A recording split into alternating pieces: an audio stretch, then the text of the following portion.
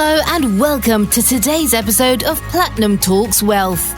Emmy Nominated journalist Jennifer Rogers Markwell changed gears in her television career when she realized the need to help women make sense of investing. She regularly hosts educational workshops to empower women and others to take charge of their financial future. Now, join your host, Platinum Wealth Management President Jennifer Rogers Markwell, as she leads us into the world of money memories, money infidelities, and how these can mold our relationship with our personal finances as adults. Let's dive into today's episode.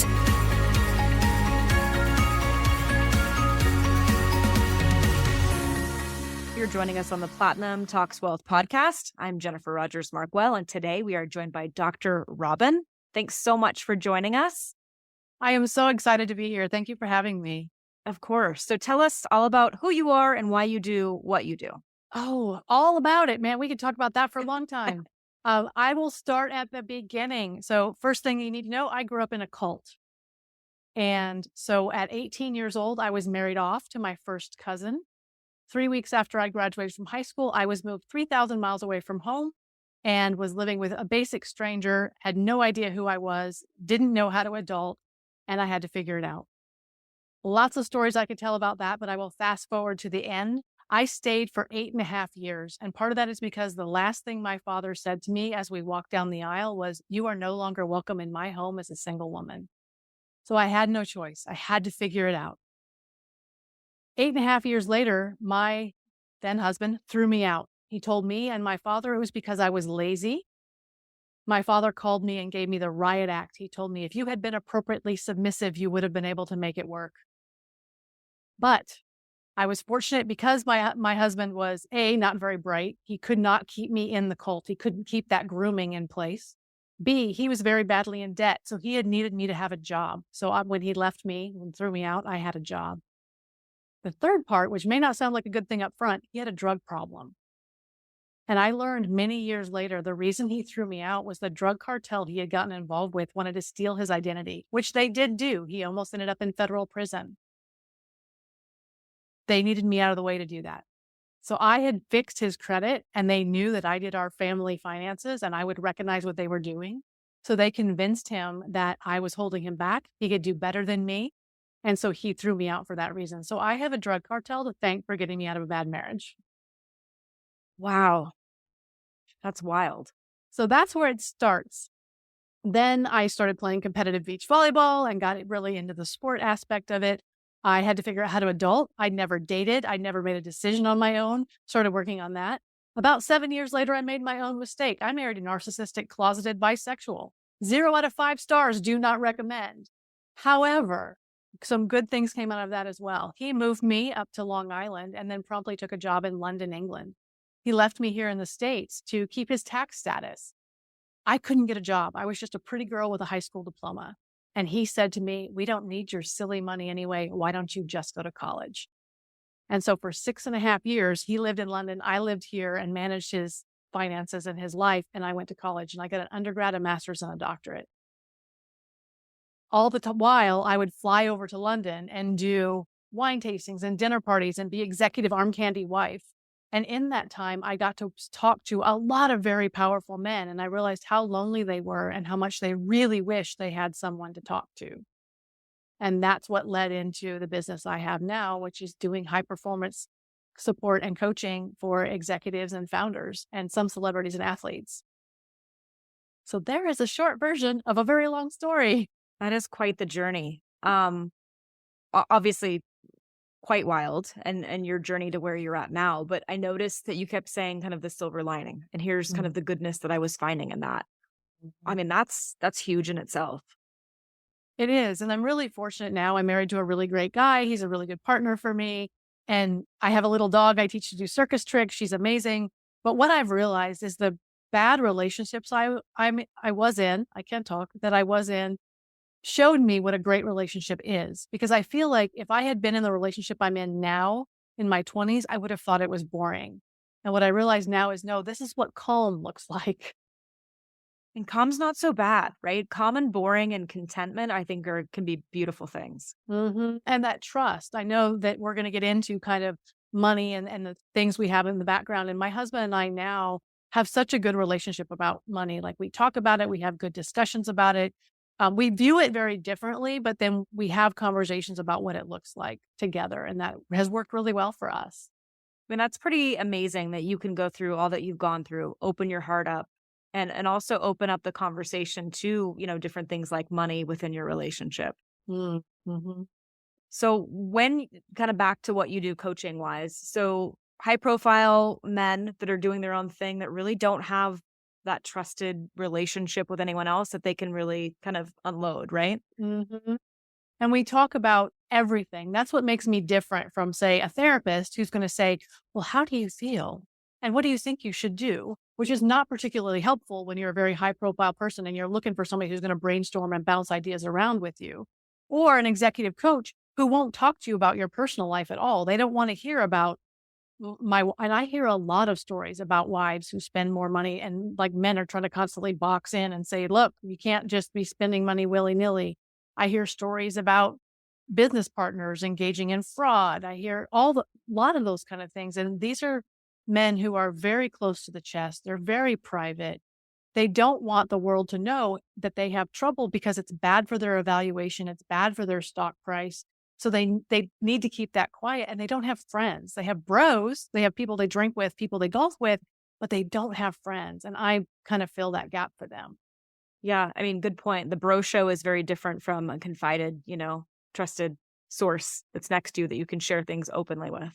Absolutely. It's someone that you trust to not judge you and to actually help you. Yeah, that's huge.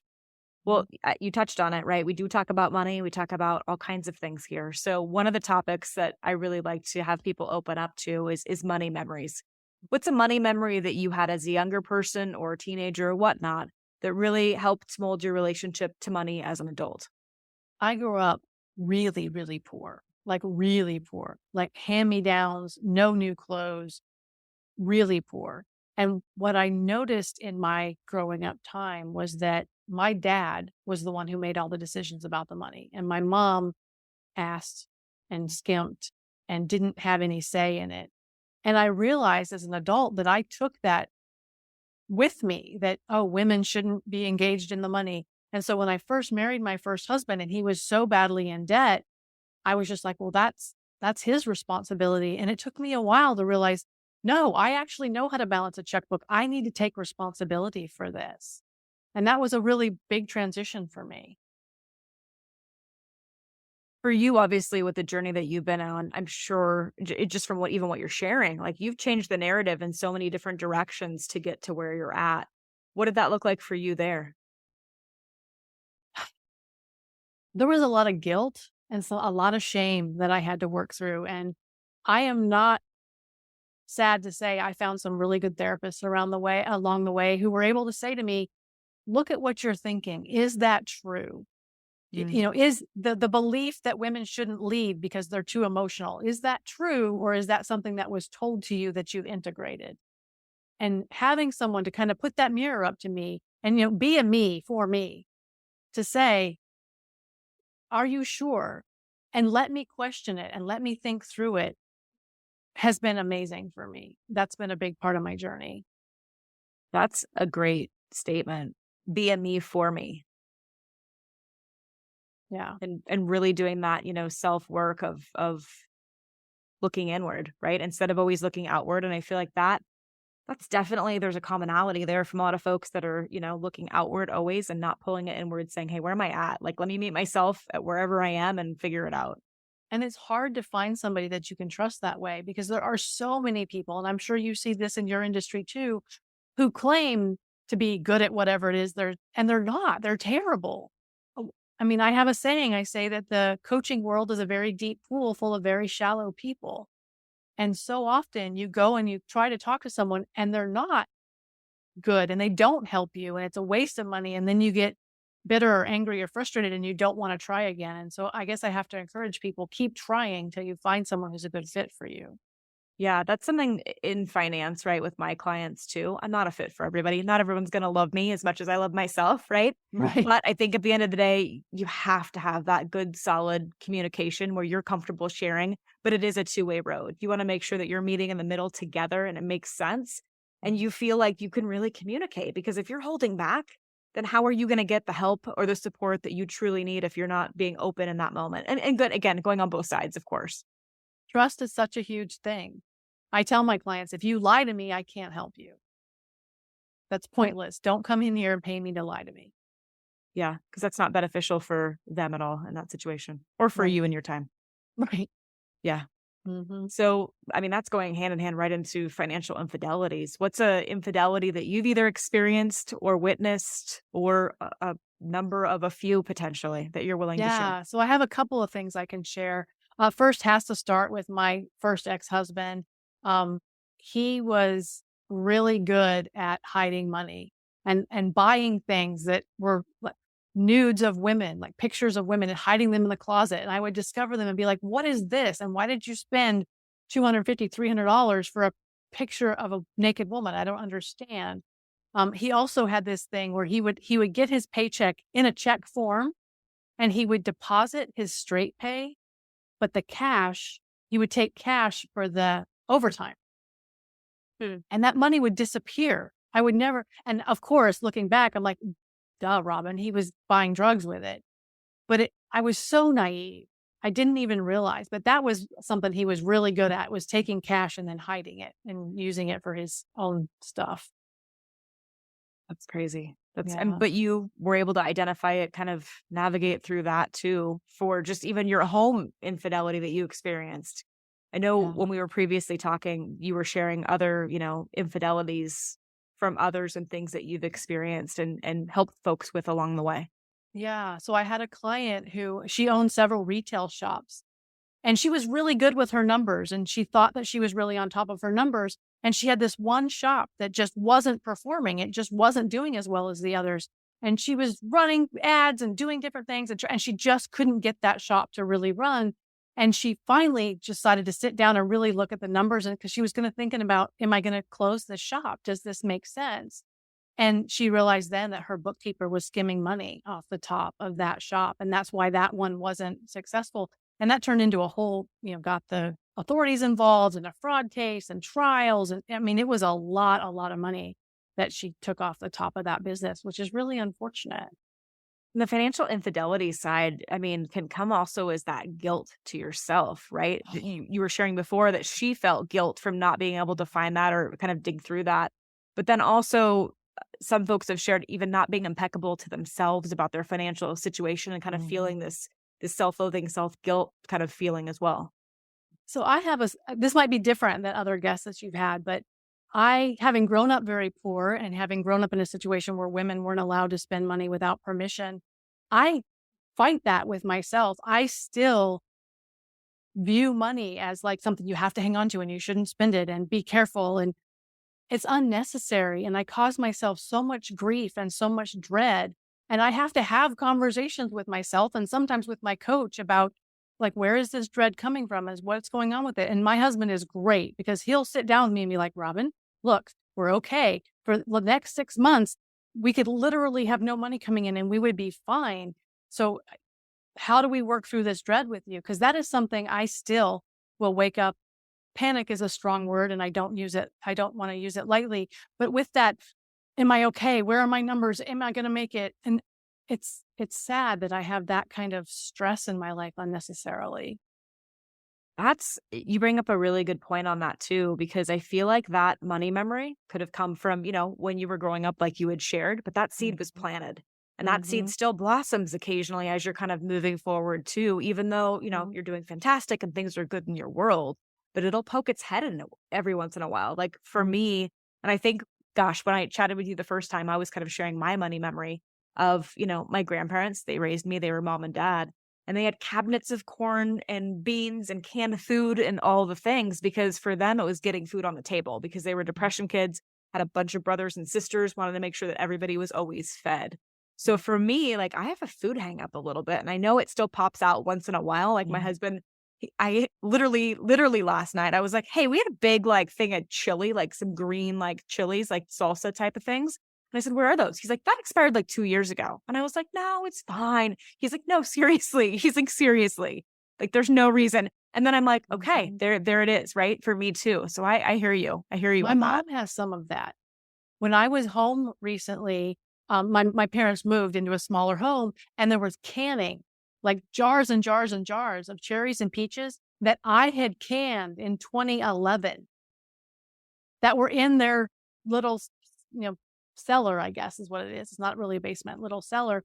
And she wanted to move it. And I'm like, Mom, you can't, no, that's not nutrition. Don't move that. And we ended up, I hope she doesn't hear this because she'll be so mad. We ended up taking it, my sister and I, and we dug a hole and buried it because like we dumped it out of the jars and kept the jars, obviously. But I'm like, I picked those cherries. I picked those peaches. I canned that in 2011. No, do not move it. Oh my gosh. Like with my grandparents, they had bloated, and again, my grandparents were amazing. And I say this not disparaging by any means, but Same. they had canned corn that was like bloated. And I was like, guys, and this was a long time ago. And I'm like, if you're going to go out in this world, I said, go out for a good reason, not because you eat a can of bloated corn, right? Well, who knows what you were down there, or botulism or what is happening there. But I packed, garbage bags of like cans and things. And I remember throwing them out, and they were so mad at me in that moment.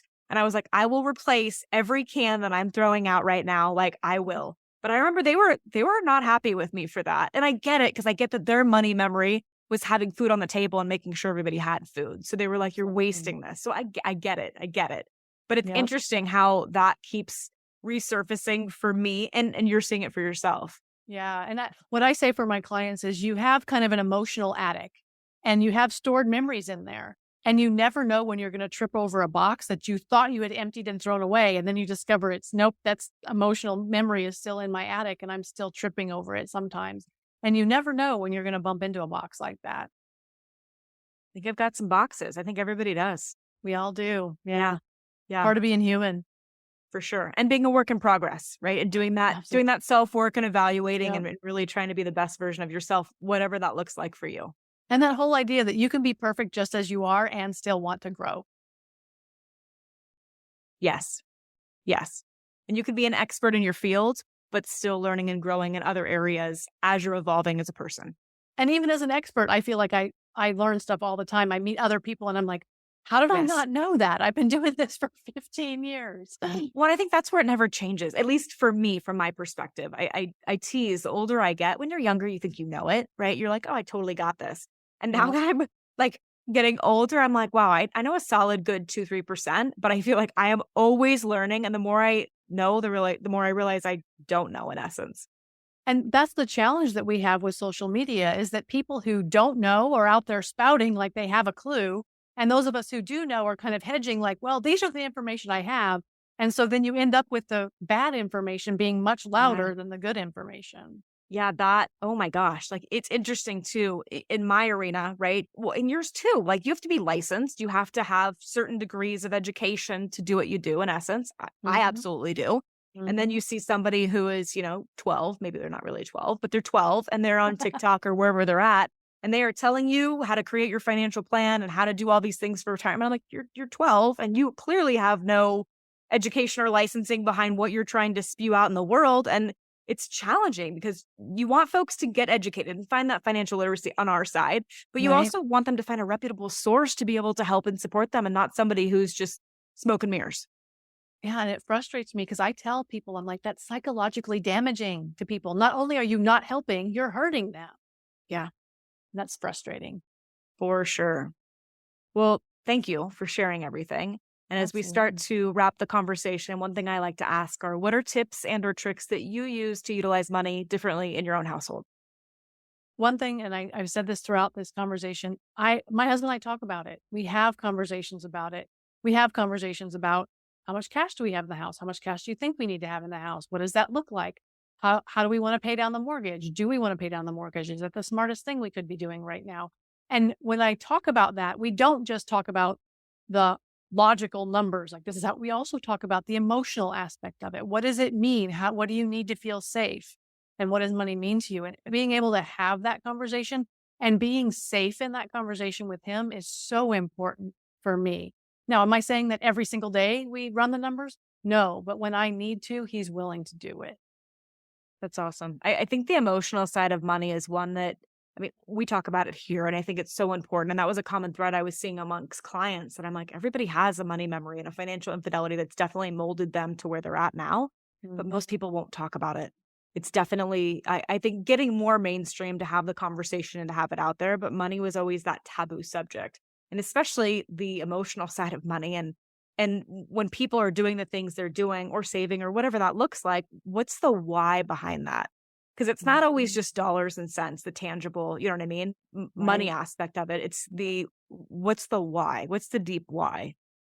And the thing you feel shame about is the thing you should probably talk about, because that's the thing that's going to eat you alive. Yeah.